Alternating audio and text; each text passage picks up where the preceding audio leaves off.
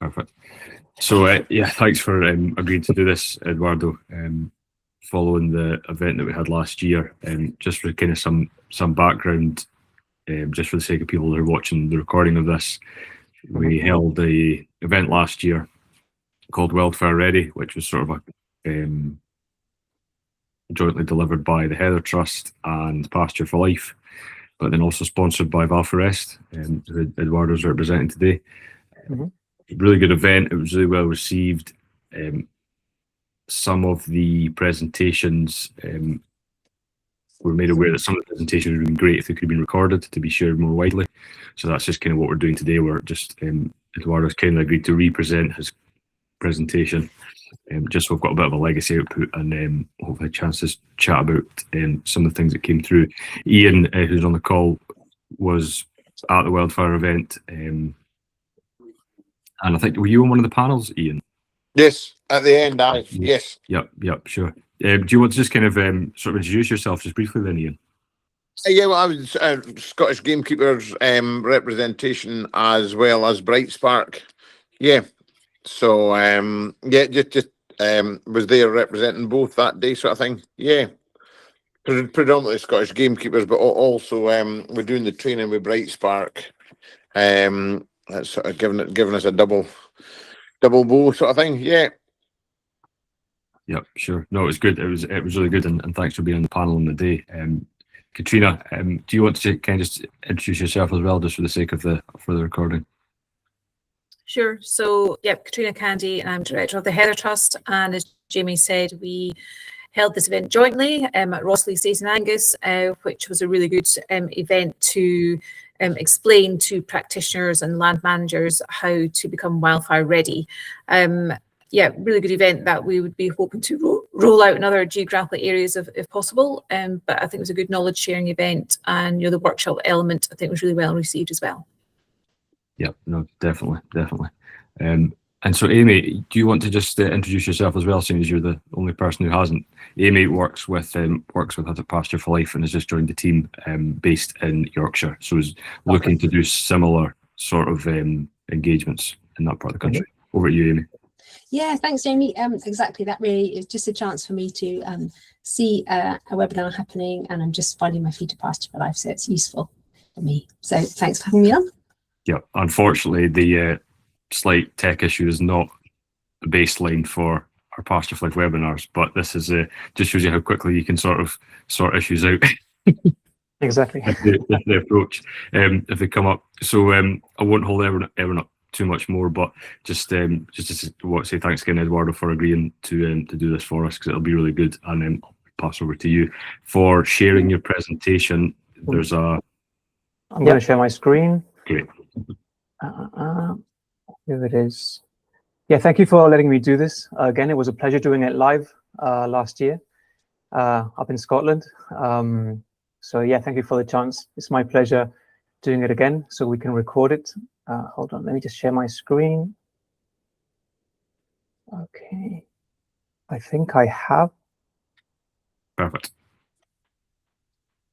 Okay. Hold on, let me just move things around. Okay, so I'm Eduardo Chivite. I'm the sales area manager for Wildfires.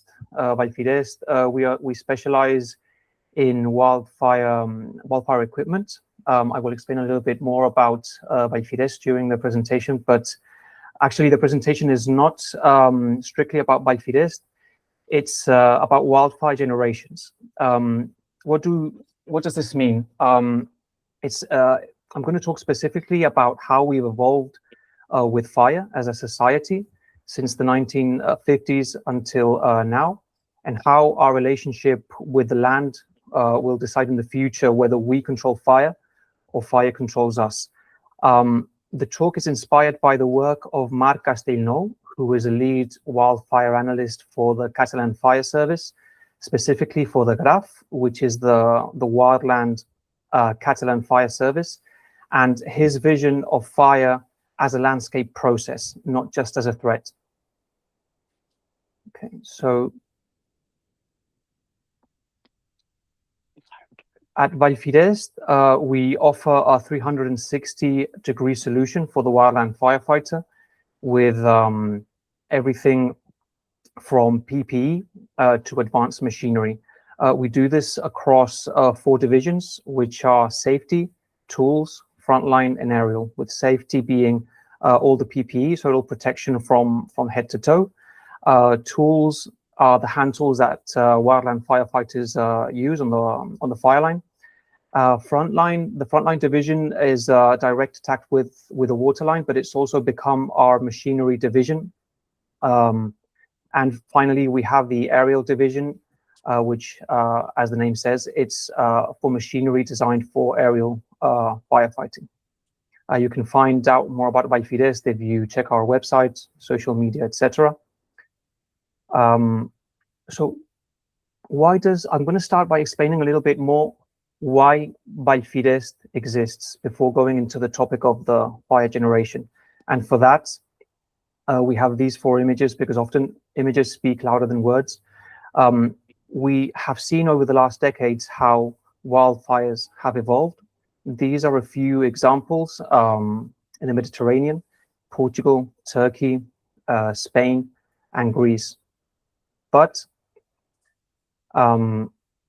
we often imagine wildfires as something distant, like I said, happening in the Mediterranean, happening in California. But in the UK, that's no longer the case. And these are just a few examples about fires that they weren't just big fires. They were intense, and in many cases, they caught responders off guard. Why is this? Because they are a new generation of wildfires. They are part of a new fire regime driven by climate change, vegetation buildup, which is a consequence of land abandonment. Here we have 4 examples: the Darver Carbridge fire from last year, which is the biggest recorded in UK history. But not only that one, also in 2019 in Scotland, the Moray fire, Saddleworth Moor in Manchester, and Flyingdales Moor in North York. So the central idea behind today's presentation is that fire is not static, it evolves, and so must we. As Marc Castelnau says, the fire evolves with society, and when the landscape changes, when the economy changes, the fires change too. And to track that evolution, he created the concept of fire generations, which is a framework to understand how fire behavior and fire management have transformed hand in hand over the last decades.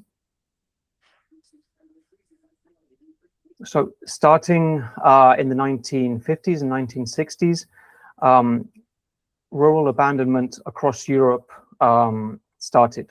So fields became forest, the fire breaks of agriculture disappeared, and the fires that returned were mostly low-intensity surface fire. They were manageable, they were more or less predictable, the responders had time, but this was the first warning sign, because landscapes started to become continuous. And with this, it means that they were fuel-rich and uninterrupted. And that is the mother of all problems. The mother of all problems is a continuous landscape with no fire breaks. And that is because of rural abandonment. So every field abandoned, every herd of goats lost, every terrace untended, that's more fuel continuity. During the 70s and 80s, we see how this rural abandonment continues. And with that, there's more forest, more fuel, fewer shepherds, fewer farmers. So fires start to move faster and they start to burn hotter. So what is our response to this? Muscle. We started investing more in fire engines, in aircrafts, and we still are using basically, like I say, equipment and muscle to fight the fire. But even as we improve our suppression capacity, fires kept spreading because we didn't realize that by abandoning the land, we were still designing the fires of the future. So what happens in the 1990s during the third generation of wildfires is that wildfires, they stopped following our rules. Fires began creating their own wind system. Ground fires launched embers kilometers ahead, and firestorms appeared. And here in the 90s, we started talking about tactics, about how the individual actions of the responders must be taken on the fire line. We start thinking about when is it a good moment to make a water drop, or we start talking about, can we do backburns, controlled burns? Can we do containment lines? But talking about tactics alone is not enough. And we started talking also about strategy. And here is when the wildfire analysts start to ask the central questions about what does the fire want to do? What can it do? And what can I, as a responder, do? What does this mean? What does the fire want to do? This means what the fire can do in perfect conditions of weather, of topography. What can it do is what can it do in the actual conditions of, like I say, weather, wind, humidity, topography. And then you can decide what can you do as a responder. So here is when, like I say, when we start investing more in knowledge, we stop thinking so much about equipment, about muscle, and we start thinking more about strategies. So understanding the fire, not just fighting it. During the 2000s, during the fourth generation of wildfires, fires don't stay in forests. They reach homes, villages, cities. And this is when we start talking about the urban forest interface, which become a high-risk zone. And here, firefighters, they shift their view from suppressing fire to defending people. And here, fire stopped being a forest issue. It became a social issue. So moving on to the fifth generation, here is when we see everything that we saw during the first, second, third, and fourth generation happening at the same time in different geographical areas. So multiple massive fires break out at once, entire regions burn, and the emergency services are overwhelmed. So it's a system-wide failure. You can't put out every fire, you can't respond to every emergency, and this is when fire intelligence becomes key. We still we continue to invest in more fire analysts, meteorologists, and strategists, not just firefighters. And here we start thinking even more about strategy. And from there to opportunities and accepting loss where needed to protect what matters most. First of all, is protecting the people, their property, and then, of course, the forest. Finally, we reach the sixth generation of wildfires, which are the wildfires that we are seeing today. And here we see climate change as a catalyst. So we have the fuel continuity, we have the intensity because of this continuity of fuel, we have the speed because there are no fire breaks, and now we have climate change, which brings more droughts, less water availability. So fires burn faster and they burn hotter. So fires that used to burn 10,000 hectares in 2 days now burn 100,000 hectares in one. They alter the atmosphere, they collapse suppression efforts, and they break all records. And this is when we start seeing firestorms where we can't, they're basically out of our control and out of our suppression capacity. So we stop thinking about wildfires as we used to, as a fire that we need to fight and put out, and we start thinking about it more as a natural disaster. So here is where Wildfires comes in again, because like I just explained, we are now facing the wildfires of the 21st century, and we must provide the solutions and the equipment for the firefighters to be able to work in the most safe and efficient way. But this is just a part of the equation. What do the fire generations tell us? They tell us that, okay, one part of it is equipment, but a huge part of it is land management. And here, quoting Marc Castelnau, he says, when society grows old, it becomes conservative and wants to preserve what it has achieved, an industrial, service-based world. And returning to a rural economy feels like going backwards, but it might be the step forward that saves us. So here we see that that fire and society, they show us that progress isn't always a straight line, and that as a society, we need to connect with the land again to create resilience. So far, we've seen 6 generations of wildfires, but the 7th isn't defined yet. We can still do something about it. We can still make decisions. And what we decide today will create tomorrow's landscape and will create tomorrow's fire. So we need to decide as a society, will we wait for the fire to come, or will we shape the land so that the fire has no power?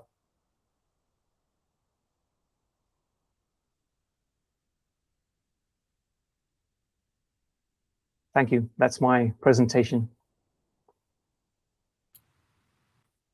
Brilliant. No, really good. Yeah, I remember sort of some of the key points from that when you delivered it back in November. I think it's just and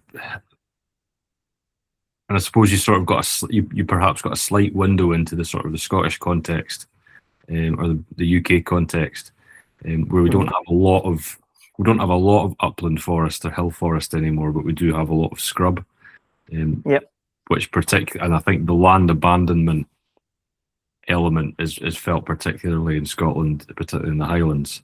So I suppose it's something that is being dealt with more and more by gamekeepers as opposed to farmers, because there's fewer farmers, I would imagine, whereas gamekeeping is somewhat persisting. I don't know what your thoughts on that are, Katrina. Yeah, I think that the general move into different land uses, whether that's sort of abandoning traditional practices or moving to a more sort of rewilding or that sort of natural capital move is worrying, of course, because if we're not managing these spaces properly, then we are leaving ourselves open to bigger and more frequent wildfire risks. So that is a worry, and it definitely has to be a wider sort of planning view on how we're managing our rural landscapes to build in fire breaks and mitigation, wildfire mitigation into all rural spaces, and also where that rural space then, comes up against the urban interface as well. So wildfire planning has to be a whole holistic view, and that's wildfire is not new, but I think building it into your farm plan, to your estate plan, all planning, it definitely has to be part of that, and that is a shift. That is new, I would say. Yeah, definitely. And what there was a few images there that had sort of cattle and sheep in them, Eduardo. What's your view on sort of the role of livestock in managing these landscapes? This really isn't my topic, because I'm more focused as an area manager for Wildfires in the equipment side. But I can give you my insight from what we've seen in Spain over the last years. We've seen small farms and small gamekeepers which kept the landscape into compartments. We've seen that disappear, and we've seen the appearance of big farms, of what we call here in Spain the macro farms, and that has been a huge problem, because I see it even where I live. I live in the outskirts of Barcelona, and we live right next to the mountain. And I even remember 20 years ago or 25 years ago when we used to go to the mountain, everything was cleaner. There weren't so many shrubs because there were sheep grazing. And now you go and this is something that needs to be done manually, let's say by civil defense. They need to go there and they need to, with a mulcher or with machinery, and they need to do this. So that has made things worse for us. We're seeing more fires, and they burn more aggressively even in my region. And we see fires every year, whereas we didn't do that before. And I think that's also because there's less grazing. So, like I say, I am no specialist in this matter, but it's common sense that without the grazing, you get more fuel continuity, and that's a huge problem then for putting out the fire. I don't know if that answers your question. Yeah, no, I think it does. The other thing that springs to mind almost is I don't know how the forestry industry in our country takes a view of wildfire. I'm thinking kind of in a context of one of the few industries that seems to be thriving really well in the uplands is energy and forestry, not least because they're very heavily subsidised by the government. And Iain, you maybe want to come in on this slightly from a gamekeeping perspective. What sort of stance do you see forestry and gamekeepers taking to sort of protect their capital assets, I guess? Yeah, well, difficult from, especially gamekeeping wise now with all the natural capital plans and peatland restorational work and what have you. So controlled burning stopped on there for 10 years when you do peatland restoration. And then natural capital, it's all getting left fenced off and what have you. So it's just fuel loads building everywhere. And as Eduardo slightly touched on before, even a handful of animals, there's less deer, so there's a big surge on deer numbers being reduced all across Scotland. Sheep have been taken away in masses across the country. So just even little bits of help for the firefighting side of things is gone. There's no help at all in a lot of areas. We see that from where I'm based, beside Inverness, going up west to wildfires. With the fire service, every 15 years they just sort of reburn. It just grows up again, then reburns. There's a continual pattern sort of thing there, but they're getting bigger because they're unless it hits grassland. But a lot of that area is not. It's all the same. It's just building and building. And the bigger fires are probably yet to come. David Carbridge is probably just the start of it. The bigger ones are yet to come because there's so much peatland restoration. There's so much fear in a lot of gamekeepers now. There's so much red tape, we might call it, for any easiness. That people are just getting scared to go and do it, so they don't. So the fuel load, even in the places that could be reduced, are getting left as well because people are scared to go and do it. There's a little buck in the trend in the last couple of years, I would say. Forestry are interesting. Forestland Scotland, the biggest ones themselves, are not really interested in firefighting on their own patch at all. They're leaving it to everybody else. Which is quite scary, really. I'm not saying it. I would say it's coming from the top as opposed to a lot of the ground level workforce would be quite happy to go and fight fires and what have you. They don't want to be seen sort of standing at the gate and everybody else going in to protect their asset. But higher up just seem to be scared of it. Yeah. For whether we're getting a wee bit health and safety OTT as well, that people are scared to go near it, and there's always going to be, who's responsible, who's going to get sued, and what have you. We're coming into a big fear culture sort of thing as well. Yeah. I agree. I think that's probably a lot of what's behind it.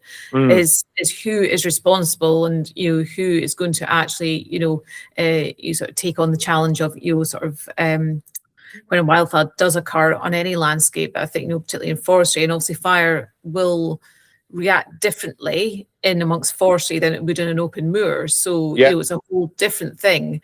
And I'd imagine, I'm not an expert, obviously. No, 100% right, Katrina. Yeah. And I think also what was really interesting, Eduardo, from your presentation, is the change in language as those generations progress, that word use that is coming in, things like mega fires and firestorms and some really interesting, sort of phrases like, it doesn't have to be high tech, but it is high context.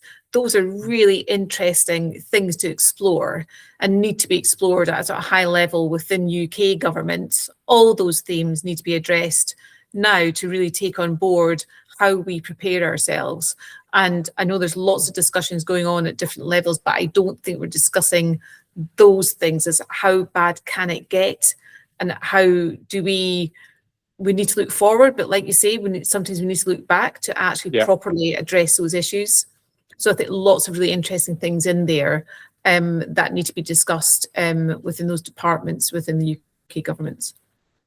Yes, it's something super political, because like Mark said, getting towards the end of the presentation, we become conservative, and when we see what we have achieved in terms of technology and becoming a service and industrial based society, going back to take care of the land, it feels like going backwards, but it's not.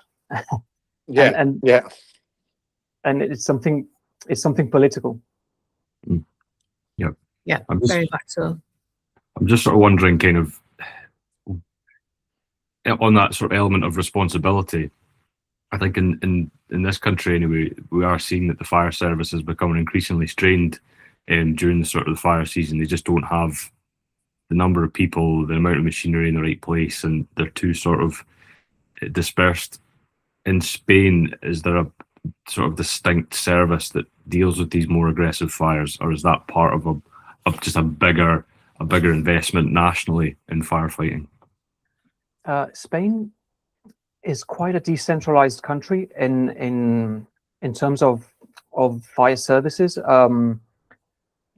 because Spain is divided in, let's say, in autonomous communities, we can call, and each autonomous community can decide about their fire services. And there are some autonomous communities, some regions in Spain which have specialist wildfire divisions, such as Graf in Catalonia. You also have a specialist division down in the south in Andalusia and in Galicia in the north, and possibly a few other autonomous communities that I'm forgetting have this. And then we also have a state wildfire service, let's say, and they go where they are needed. So the chain of command is when a fire breaks in an autonomous community, first the fire services go to the fire. Then if they have a specialist division, they ask for help to this specialist division of their autonomous community. And if they also need to, they can request the help from the central wildland fire service, which is state-owned, let's say. Yeah. So that's how it works. But I would say that there have been many protests here in Spain, especially after last year in 2025, where more or less 500,000 hectares burned in Spain. We had huge wildfires across many regions. And we have many firefighters and fire services in many regions complaining that they are understaffed and underpaid. So it feels like in Spain, we are not taking care of both sides of the equation of land management. We're not taking care of that. And we're also not we're not investing as much as we need to in the fire services themselves. So we've sort of neglected in many communities, we've neglected maintenance of the forest, making the fuel more continuous. And then we've also neglected our responders. So, I mean, this is my opinion, but I think we definitely need to do better on both fronts, and also because Spain has a huge housing crisis, because everyone, like I explained during the presentation, everyone has been moving to the big cities over the last decades. So we have a housing crisis with housing prices soaring. So going back to the land, doesn't only seem like a good idea from a wildfire perspective, but also from a social perspective, to spread a little bit out the people, make housing more affordable. But that's a whole other that's a whole other topic. But sorry, I went a little bit off topic, but I think we should, in Spain, pay a little bit more attention to the fire services and invest a bit more heavily in having more personnel, and not only hiring them during the fire season, but having them all year round doing preservation and maintenance. I think that's a huge part of the issue. Yeah, no, definitely. And I remember one of the things that came up quite a lot when we had the event last year was a lot about training. And I know, Iain, you'd kind of spoken a bit about some of the difficulties in getting people trained, or it's weather dependent, going from being too wet to too dry, sort of thing. Yeah, and fitting it in. But no, I fully agree with what everybody's saying there. And the other thing I see is, a gamekeeping hat on for a minute, is the social media is not doing us any good either. You know, the guys got to do their controlled muir burning. Everybody in their auntie has become a wildfire expert, shouting all over social media. You know, so that doesn't help when people are out there trying to help. They're getting all this bad press and what have you. But the other thing that we are short of, and I know that from a fire service hat on, is short of people for retained fire stations. I mean, huge part of Scotland is retained fire service, and every station I know is struggling for people. So that makes us off and unavailable a lot of the time. Like my own little station today, we've got 2 guys sick, and one's been called into Inverness to full time, so we're off the run today, for example, and that'll be the same in many stations. And then the large wildfire, because the handful of stations that are there with enough people are out all the time, so some of that people actually get fed up as well. But it's a 2-year process even to get into a retained firefighter, so they've got lots of issues themselves getting firefighters. And well, it's been a personal campaign of mine fighting on to get the wildfire stuff up and going, that we can use fire to fight fire, and it's taken 30 years, so we're behind the curve as well. We're getting there with a lot of effort from 2 or 3 people, but just as Eduardo said, we're just exactly the same, but a carbon copy behind. And when our leading forestry groups are not actively wanting to come and help at wildfires either, the problems we're talking about are just going to happen in the future. Everything's building towards it, to be honest. The fire service are trying, they've got their 10 wildfire stations, but Scotland's the same as the rest, a big place, and wildfire stations, based 2-3 hours apart and what have you. The fire gets a big chance to get to the new sizes it's getting to by the time other people come and assist and all the rest of it. Yep. And I think there's definitely that element of, I, having worked in upland beef and sheep for a long time, I know a lot of people have worked of memories of fighting fires themselves, sort of without any training, just sort of doing it because they feel like they have to. And I feel like, whereas that was maybe 10 plus years ago for a lot of these guys and women, I think now that kind of confidence to actually step into a situation like that and know what to do probably isn't there. Yeah, well, no, that's very true. It's actually really relevant. The fire service that we're doing a lot of training with now, they didn't really have a structured plan, and I'm not knocking them, but they didn't have a structured plan how to tackle the fire. It was just ad hoc as to who turned up and where they went and what they'd done and what have you. And it became a big thing for the last 20, 30 years, what they called a watch and brief watching it. So because the longer they watched it, it just got bigger in every direction. So the one thing that the fire service personnel and a lot of others are finding is that with a structured approach to it, they really feel they can do something now. Yeah. And the minute they're there and somebody's doing something, it's a start, because when everybody stood and watched, it just got bigger and bigger in all directions.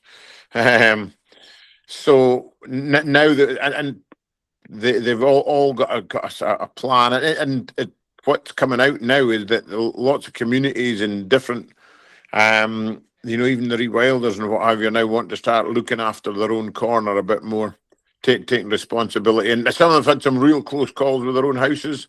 So, because that focuses the mind and what have you, that they want to do something and do what they can to protect their own backyard, sort of thing. Yep. Katrina.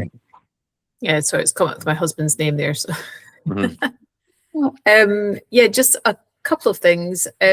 Just of what you're saying, Iain, is about that sort of network and communication. That was definitely something that came out of the event that we did last year, was building up those networks and ensuring you have that communication, that line of communication before there's a wildfire threat, so everybody knows what their place is and who contacts who and what everybody's role is really, Yep. really key to preparing.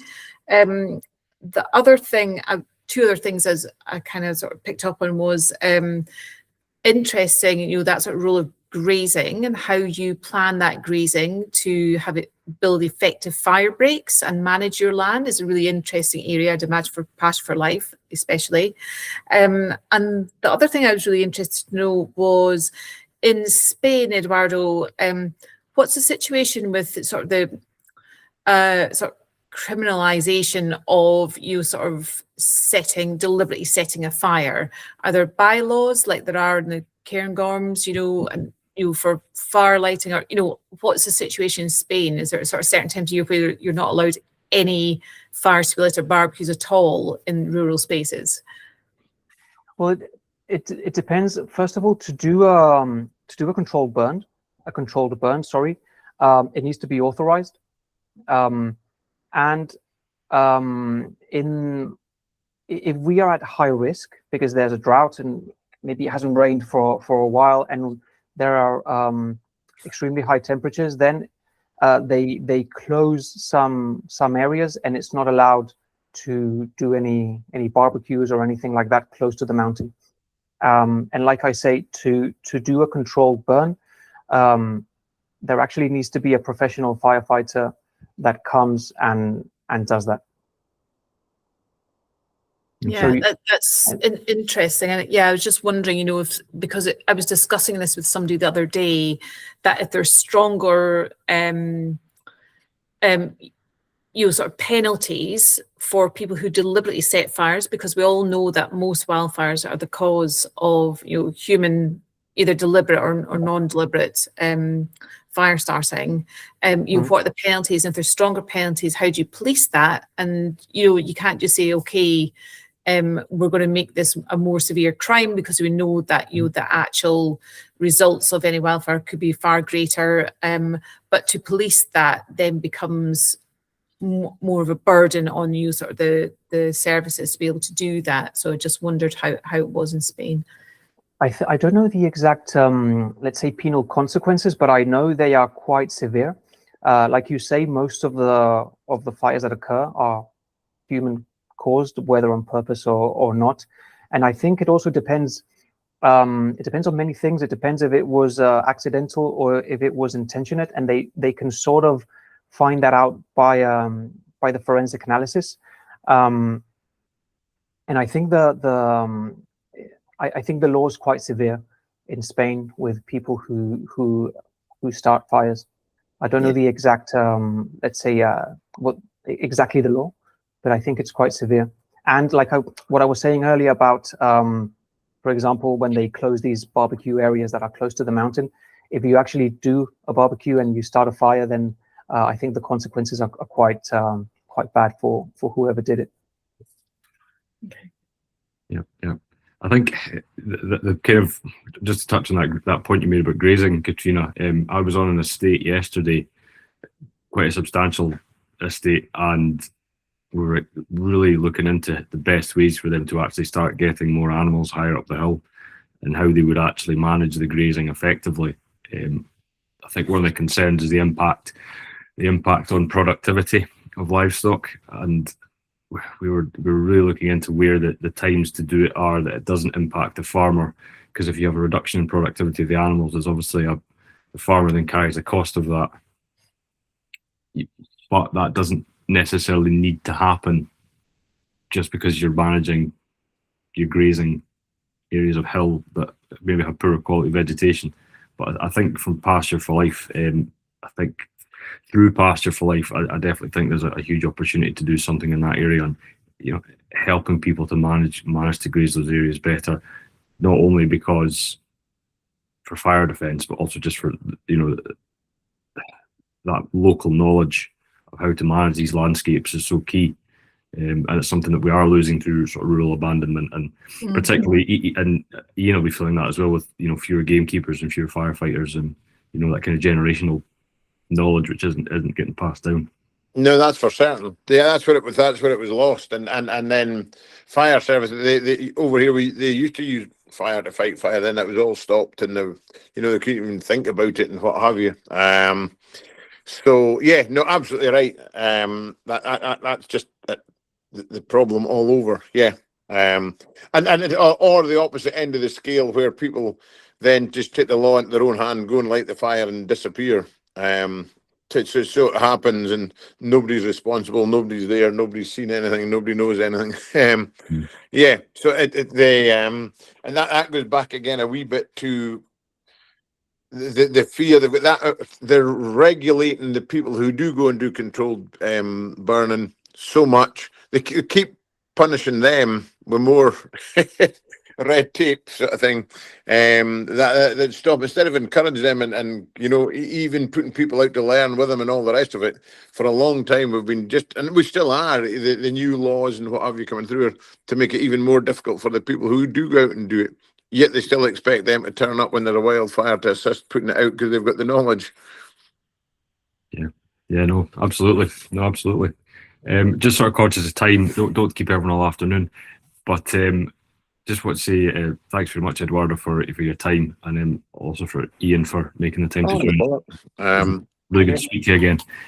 There was there was one thing that I remember came up from last year, was something on, I'm sure, Eduardo, you mentioned some kind of training people could go through to become fire analysts. Is that correct? Well, there's a training program that we collaborate with through our foundation, the Balcosta Foundation. It's not a training that Wildfires offers, but we do recommend it to many of our customers, and when we get to speak with the end users, with let's say with the fire services from many countries, it's something that we recommend that they check out. I can share my screen again and show you. It's called the Emergency Program. Hold on, let me just open this, and then I can share my screen. Let's see.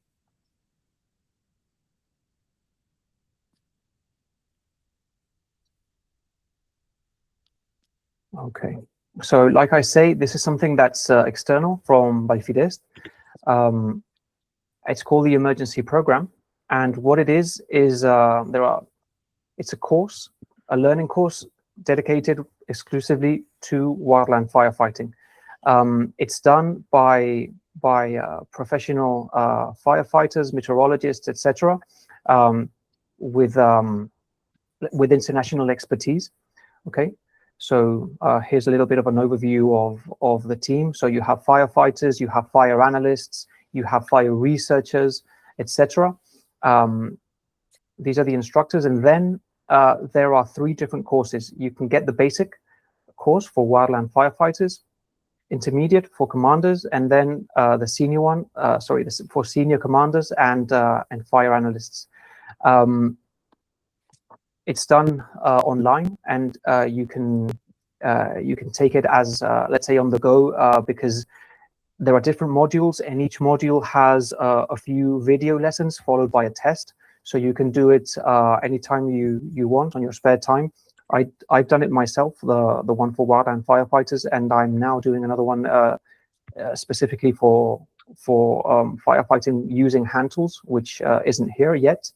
And then the emergency program also offers a combination between theoretical training and hands-on practice. So in many communities, autonomous communities in Spain and also in Latin America, they've done this blended program where the firefighters, after doing the online course, they have a few instructors from the emergency program travel to the region where the firefighters are, and they do the hands-on training with them. So this is something that they also offer. And I definitely recommend any fire service or individual that's interested in wildland firefighting, check out the emergency program. Other than that, there are other initiatives which we sponsor. The most important, I would say, is the Forest Camp, which is done in Poland every year, and it's organized by SNEP, SNEP, which is a Polish training institution for firefighting. Not only for wildland firefighting, they also train other aspects of firefighting. But they do this event that they call the Forest Camp, like I was saying, which is in essence a weekend in Poland. The participants go there from all over the world. They are divided by teams, and then they walk through the forest during the weekend, the Friday and the Saturday, through different stations. So, for example, there's one station with hand tools where firefighters are taught how to tackle the fire when hand tools are effective for which type of fires and how to actually use them. Then they also have a station with a water line with portable pumps. They have a station of how to let's say how to properly drive a pickup truck with a skid unit, for example, on it. So they have many different stations to teach the firefighter how to tackle a wildfire and how to behave in a wildfire, which is super important. Training is key. I mean, you can't just throw someone into a wildfire without proper training, because it's obviously extremely dangerous. So training is crucial, I would say. Yeah, no, absolutely. And I think that's kind of that's probably where the biggest effort needs to be placed, I would imagine. I suspect that's a really good point to wrap up on. Brilliant. No, just thanks again, Eduardo. Really great. Again, just appreciate you coming to the event last year, doing this thing and making that connection with us, because I think we've got so much to put in place in Scotland and the UK, and there's no point in duplicating effort. You know, countries like Spain who are already doing a lot, you know, we can learn a lot from them. So great. For me, it was great being there. Great seeing how you guys are actually doing something about it, which is great. We had a great time, so it was great seeing you all again. We're Wildfires and Fire Host Tech, our dealer in the UK. We're here anytime, so always more than happy to collaborate with you. Yep, brilliant. Yep, Katrina. Yeah, just on a final note, the UK Wildfire Conference is being held in Leeds this year on 10th and 11th of November. So that will bring together, Eduardo, and you're familiar with that event, I think. So that will bring absolutely.